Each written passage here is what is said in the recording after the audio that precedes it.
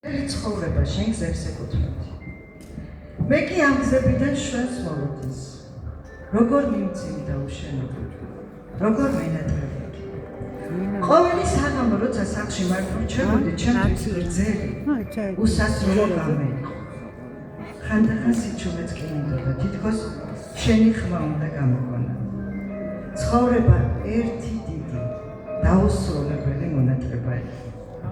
მაგრამ ყოველთვის, როცა ისევდა გულშემომაწვებოდა, საკმარისი იყო მეფიქრა იმაზე, თუ ვინ იყავი შენ და თითქოს ოთახში შუქი ითელებდა.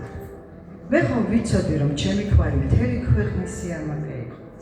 შენი ვარსკვლაობა, შენი სახელი და ის უსაზღვრო სიყვარული, რაც ხალხს შენ მიმართ ჰქონდა, მეც მზესავით მადლობდა. ამაყი ვიყავი, თავბრუ დამხვევა დამაყი. და ეს დიდი სიამაყე მატანინებდა ყველაზე შორ მანძილებსაც კი. შენი დიდება ჩემი ნუგეში იყო.